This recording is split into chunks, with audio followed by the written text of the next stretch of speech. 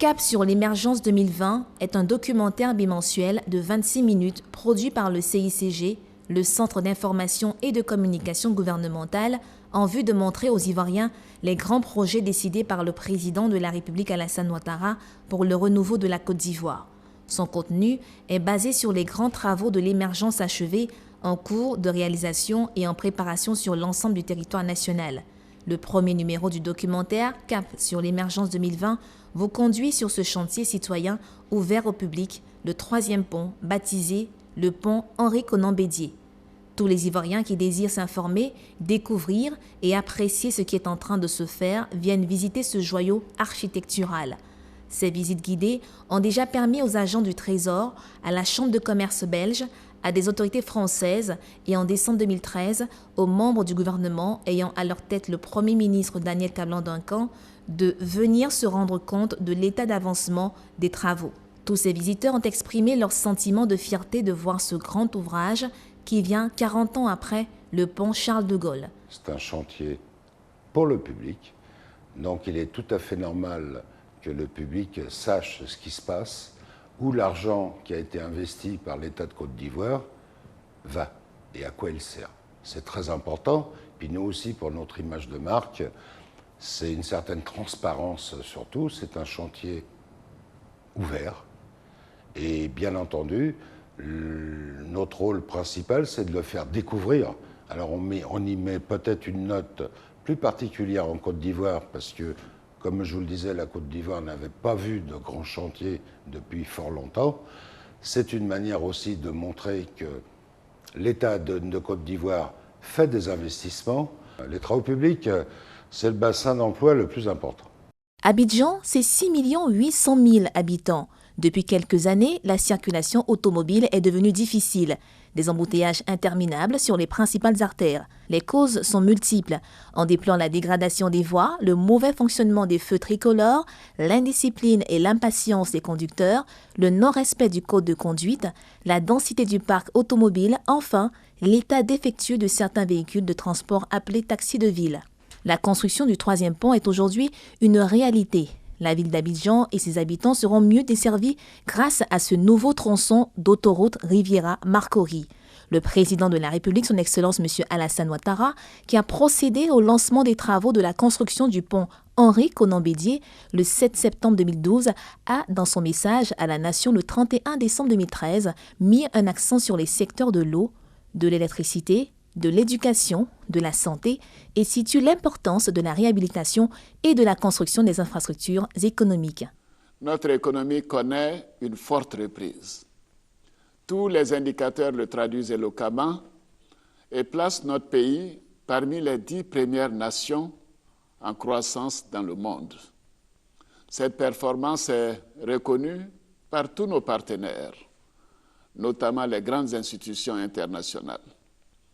Les résultats sont visibles de tous en matière de réhabilitation et de construction de nos infrastructures économiques et sociales. On le constate dans les secteurs des routes, de l'eau, de l'électricité, de l'éducation et de la santé. Toute la Côte d'Ivoire se modernise. Les infrastructures en cours de réalisation sont à la hauteur de notre ambition de doter notre pays de ce qui fait la force de tout État moderne, à savoir des routes, des autoroutes, des ponts, des ports et aéroports modernes. Nous pouvons citer un exemple, l'autoroute Abidjan-Yamoussoukro, le pont Henri-Konan Bédié, les échangeurs de la Riviera 2 et de Marcory, l'autoroute Abidjan-Bassam, les ponts de Jacquesville, Boisflé et Béoumi. Bientôt, nous réaliserons les travaux de réhabilitation et d'élargissement du boulevard lagunaire, ainsi que les travaux d'extension et de modernisation du port autonome d'Abidjan. Cet ouvrage fait partie des grands projets du programme présidentiel du chef de l'État, Alassane Ouattara.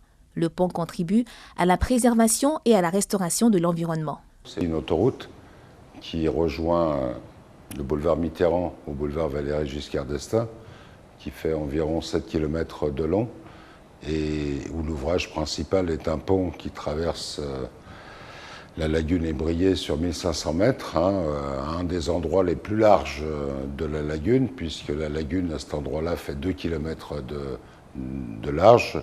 Et on a fait un pont de 1500 mètres avec une digue qui permet de recevoir la barrière de péage, puisque c'est un pont à péage. Voilà. Donc aujourd'hui, l'évolution et les travaux, nous sommes à 1 an de son ouverture, donc 1 an de son inauguration, puisque c'est prévu le 22 décembre 2014. On a pratiquement 200 mètres de pont réalisés, et il y en a 1500, donc à la fin de l'année, on aura 250 mètres de pont de réalisés, et toutes les semaines, il y aura 50 mètres de plus qui seront réalisés. Les chevêtres, qui sont les têtes de pieux, sont environ à 33% d'avancement, et les pieux à 77% d'avancement. C'est-à-dire que nous avons réalisé aujourd'hui 48 pieux sur les 62. La préfabrication des caissons est en cours. Aujourd'hui, nous sommes au 14e caisson. Alors, c'est des caissons qui sont monumentaux, dans le sens qu'ils font 50 mètres de long, une largeur de plus de 15 mètres, et ils pèsent chacun 1000 tonnes. Voici les caissons en fait. Voici le coffrage qui est là. Il y a le fond de moule qui est comme la base. On tire le coffrage. Et le coffrage vient des deux côtés comme ça. On le ripe sur des rails. Et là, les ferrailleurs viennent poser la ferraille. On met maintenant les panneaux intérieurs. On les pose maintenant. La ferraille reste entre le coffrage extérieur et puis les panneaux intérieurs. Et là, on coule, on met le niveau et puis maintenant on coule le béton pour faire l'audit inférieur. Et c'est au-dessus, maintenant on dépose des tables, puis on coule l'audit supérieur sur lequel les véhicules passent. Le pont Henri Konan Bédié est une liaison translagunaire entre la Riviera et Marcory. Il représente une importance économique et va désengorger les ponts Charles de Gaulle et Houphouët-Boigny. L'État de Côte d'Ivoire fait des investissements, pense à ces infrastructures, et les infrastructures, vous le savez bien, c'est le développement de n'importe quelle ville, de n'importe quel pays. S'il n'y a pas de bonnes infrastructures, le développement est un peu plus difficile. Quand je parle de développement sur un axe routier, c'est le déplacement des personnes. Et il est clair que les embouteillages qu'il y a aujourd'hui sur Abidjan sont très pénalisants pour le commerce, pour tout le monde, pour les affaires en règle générale et pour le bien-être de chacun. C'est clair, les embouteillages, ce n'est pas ce qu'il y a de mieux à vivre dans une journée et dans une ville. Donc ce troisième pont va permettre aussi un certain délestage, et je pense que toutes les zones Riviera-Marcory vont bénéficier quand même d'un axe où la traversée pour aller d'un point à un autre sera très rapide, puisqu'il faudra 15 minutes environ pour traverser d'un bout à l'autre de Mitterrand vers Giscard d'Estaing. Alors qu'aujourd'hui, il faut 1 heure, 1 heure et demie, voire 2 heures des fois pour faire le tour. Voilà, ça fait partie du développement, et l'État de Côte d'Ivoire y est sensible, et je pense que ces investissements qui sont faits par la Côte d'Ivoire, c'est le début, puisque c'est le premier grand chantier, et j'espère que pour tous les Ivoiriens, il y en aura d'autres. L'ensemble s'intègre dans le site suivant, un profil horizontal au plus près du plan d'eau de la lagune ébriée. Les piles circulaires de l'ouvrage sont traitées comme des têtes de colonnes qui émergent de la surface de l'eau. Le pont sera entièrement bétonné et comportera un parement dit en béton ondulé sur les murs en retour. La limite entre ce béton ondulé et le béton lisse est marquée par une ligne courbe qui dessine une ondulation à grande échelle. La qualité architecturale de cet ouvrage résulte de sa bonne intégration dans le site de cette structure contemporaine. Les bétons qui nous sont demandés ici respectent certaines normes. C'est-à-dire le laboratoire fait ses analyses et nous envoie, et puis nous exécutons. Notre béton ici est constitué d'adjuvants. C'est des produits que nous ajoutons au béton pour obtenir certaines qualités. Si on veut que le béton soit plastique, il y a un type d'adjuvant que nous utilisons. Si nous voulons que ce soit un béton qui dure, c'est-à-dire par exemple le béton du pieu, on a 24 heures de coulage pour un pieu. Donc il y a certains adjuvants que nous mettons pour ne pas abîmer la qualité de ce béton-là. Pour faire nous notre pieu, on a un ciment spécial. Nous ne prenons pas le ciment d'ici, c'est-à-dire le ciment local. Nous prenons un ciment qui vient de l'Espagne. C'est du CM3. Ce ciment, il a les propriétés de ne pas vite durcir, de prendre son temps avant qu'il y ait une prise. Donc lorsque nous commençons, nous partons sur l'eau là-bas. On a un kitsch, mais c'est circulaire comme ça, qu'ils plongent dans l'eau jusqu'à une certaine profondeur. Ils doivent toucher d'abord une terre ferme.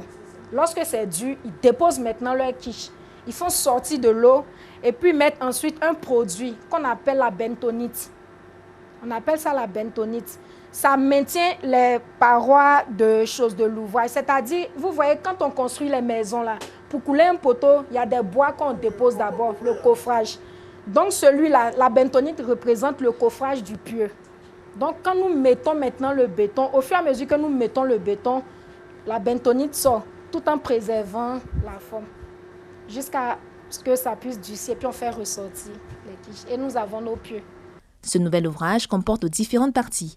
La partie nord, côté Riviera, est longue de 2,7 km et comporte 2 fois 2 voies. La première partie part du boulevard Mitterrand au niveau de l'école de police et arrive en bordure de lagune côté Riviera. La deuxième partie longue de 2 km traverse la lagune ébriée. Elle comporte une digue de 500 mètres sur laquelle sont construits la station de péage et un pont de 1,5 km, soit plus de 3 fois la longueur du pont de Gaulle ou plus de 4 fois celle du pont Félix-Houphouët-Boigny. Le pont a une largeur de 28 mètres et offre un passage de 2 fois 3 voies avec un trottoir de 3 mètres. La profondeur des fondations varie entre 30 et 80 mètres. La troisième partie est longue de 2 km. Elle relie le bord lagunaire, côté Marcory, au boulevard Valéry-Giscard d'Estaing. Elle comporte 2 fois 3 voies avec des voies latérales pour les riverains et se raccorde à un échangeur sur le VGE. 2 ponts permettront de franchir les boulevards du Cameroun et du Gabon à Marcory. Une passerelle piétonne est prévue au niveau du marché de Marcory. Ils sont au total 1400 travailleurs sur le pont Henri-Conan-Bédier, dont 850 salariés. Pour obtenir un meilleur rendement et respecter le délai de livraison du pont, assurer la sécurité des travailleurs et contrôler la gestion des stocks de matériel, M. Sylvain Géminez, directeur général de la Société anonyme de la construction du pont Riviera-Marcory, et M. François Sacco, directeur général de la Société concessionnaire du pont Riviera-Marcory, avaient organisé des ateliers de formation à l'endroit de tous ces travailleurs. Quand un compagnon vient d'abord sur le chantier, il passe à l'induction. Induction, on lui explique comment ça fonctionne sur le chantier. On lui explique les règles de sécurité, où il faut passer, ce qu'il faut faire, on boit pas, on ne consomme pas l'alcool, la drogue, ainsi de suite. Donc après l'induction, on équipe l'ouvrier, le compagnon, le casque, le gilet, la chaussure de sécurité, les gants, les bouchons d'oreilles, les EPI de protection. J'ai acquis une grande expérience parce qu'au niveau de la Côte d'Ivoire, nous ne travaillons pas avec ce genre de matériel. On travaille avec du matériel sophistiqué qui a vraiment qui a une grande précision. Ce n'est pas nos matériels qu'on utilise en Côte d'Ivoire ici. Donc c'est une grande expérience pour moi de travailler avec de grands chefs. On arrive sur le lieu avec la pompe, on se stabilise, c'est-à-dire on sort les pieds de la pompe, tout, et après on lève les mains. Il y a la toupie qui vient, qui donne le béton, comme là, qui donne le béton et moi je fais couler le béton. Et après, tout, quand c'est fini, on va au lavage. Parmi les travailleurs, il y a des jeunes ingénieurs ivoiriens diplômés de l'École supérieure des travaux publics de Yamoussoukro, ESTP, et d'autres grandes écoles d'Abidjan. Ils participent activement aux travaux de construction du pont et assurent des responsabilités. Ces chefs d'entreprise ont aussi favorisé le système d'adéquation, formation, emploi et transfert de compétences. M. Jiménez et Sacco nous expliquent comment ces jeunes ingénieurs et techniciens ont été recrutés. Nous nous sommes rapprochés de l'ISTP à Yamoussoukro, donc l'école des ingénieurs des travaux publics, pour réaliser une convention pour prendre des jeunes ingénieurs sortis de soit deuxième année ou soit de troisième année, pour qu'ils aient une appréciation de la vie d'un grand chantier, pour comprendre toute l'organisation d'une société de niveau mondial. Donc sont environ entre 15 à 20 personnes. Nous les avons dispatchés sur différentes activités. des activités de construction pure, des activités de bureau d'études, méthodes. Et c'est des périodes qui peuvent s'étaler entre 3 et 6 mois. La convention établit que ces jeunes ingénieurs ont un niveau de salaire minimum et cette convention la fixe d'une manière contractuelle. La compréhension, il l'avait, la volonté, il l'avait, et c'est ça qui a été une réussite aujourd'hui avec ces jeunes, c'est qu'ils étaient vraiment très motivés, très intéressés, et voilà, donc on est très fiers du travail qu'on a fait avec eux, et je pense qu'eux-mêmes seront très fiers après la fin du chantier de ce qu'ils auront réalisé ici. Ça fait 22 mois que je suis sur le chantier en tant que conductrice des travaux. J'ai commencé d'abord par l'installation de chantier. Ici, je me suis occupée de tout ce qui est construction mécanique, métallique et les autres ouvrages annexes à la zone ripage. Ensuite, j'ai été conductrice des travaux de l'ouvrage d'art numéro 1. C'est un pont de dalle en béton armé de 20 mètres x 15 mètres de long. Et actuellement, je suis conductrice des travaux aux chevettes. Les chevettes, ce sont des sortes de trapèzes qui vont répartir les charges entre les caissons et les fondations profondes qui sont les pieux. Ce projet même a permis d'enrichir mes connaissances et là, ça me permet d'avoir vraiment un bon CV. Et je pense que dans l'avenir, il y aurait encore de plus grosses opportunités à vu l'expérience que j'ai acquise ici. Sur le VGE, les travaux qu'on réalise là-bas, il y a les travaux de pieux, de semelles, de piles et de tabliers. Précisément, moi, je me suis occupé pour la première fois des pieux en tant que stagiaire. Et j'ai été responsable de la fondation au VGE. Actuellement, nous avons fini 160 pieux. On a fini la fondation du VGE et maintenant, je m'occupe maintenant des semelles et des piles. C'est rare de voir en Côte d'Ivoire qu'on construit des ouvrages chaque année. Et c'est vraiment exceptionnel pour un ingénieur comme moi de travailler sur le VGE qui me permet de pouvoir voir comment on construit un ouvrage, quelles sont les complexités, quelles sont les réalités du chantier et s'adapter aux travaux. La démarche entreprise par l'ESTP est bonne et enrichissante pour ces jeunes qui sont des témoins actifs de cet événement, mais également une bonne expérience pour leur carrière. Je dirais à mes enfants que vraiment j'ai participé pour une première fois à la construction du 3e pont. Vraiment, j'étais vraiment heureuse. Et ici, dans mon groupe, je suis la seule femme aussi. Il y a une large différence par rapport à ce que j'ai fait par le passé. Ce que je faisais par le passé, c'était juste la planification. Et là, ce que je fais maintenant, c'est les travaux purement durs. Je viens fraîchement de sortir de l'école. Avec toutes ces pratiques qu'on fait, je crois que j'ai de l'expérience. J'ai de l'expérience et je maîtrise le travail que je fais. Et je suis content de ce travail-là. Mon ambition, c'est de continuer toujours sur des grands projets comme ça. J'adore les challenges. Il y a toujours des difficultés à relever. Être dans le domaine des travaux publics permet de bouger beaucoup, de voir beaucoup de choses, de rencontrer un grand nombre de personnes. Et c'est ce que j'aime et je vais continuer à faire encore de grands projets. Peut-être le 4e pont, qui sait. Participer à la construction d'un pont, moi je pense que c'est un grand événement dans la vie de tout le monde. Parce que les ponts ne se font pas chaque jour comme une maison. Quelqu'un qui est dans le domaine du bâtiment, il peut toujours faire une maison. Dans son CV, il peut trouver 1000 maisons. Mais le nombre de ponts là, qu'il soit grand ingénieur ou pas, c'est pas ce qu'il y en ait assez. La curiosité même d'abord m'a poussée à arriver là. Parce que je n'ai jamais vu la construction d'un pont, bon, je peux dire dans ce monde.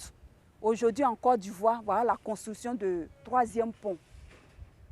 Je vis ça, je vois ça tous les jours. Cette convention entre l'USTP de Yamoussoukro et certaines grandes entreprises a permis de mettre en place une plateforme d'échange constructive sur la question de l'adéquation formation-emploi et de transfert de compétences pour des jeunes Ivoiriens.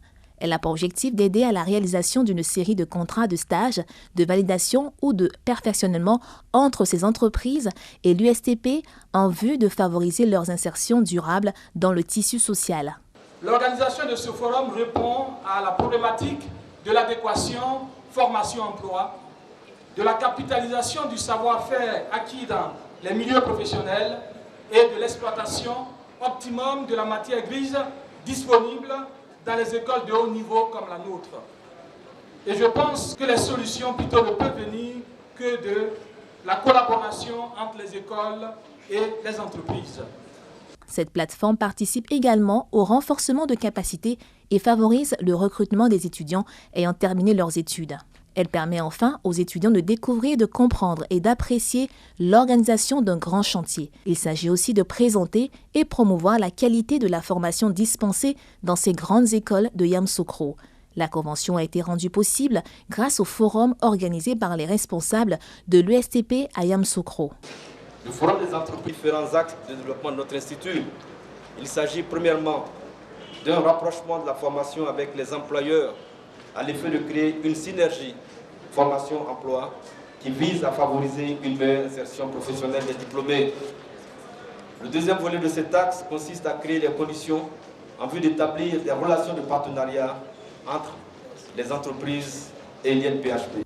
Plusieurs chefs d'entreprise ivoiriennes et internationales ont participé à ces journées portes ouvertes tout en animant des ateliers pour expliquer aux étudiants le contenu de leur métier. Ce forum, en tout cas, m'a ouvert les yeux puisque je pensais que l'école d'architecture était une école renommée seulement que pour des élèves de renom.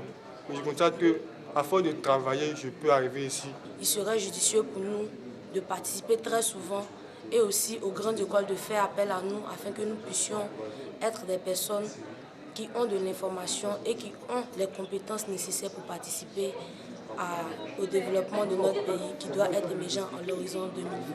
Il faut dire que le génie civil est une filière d'avenir et je pense que ces gens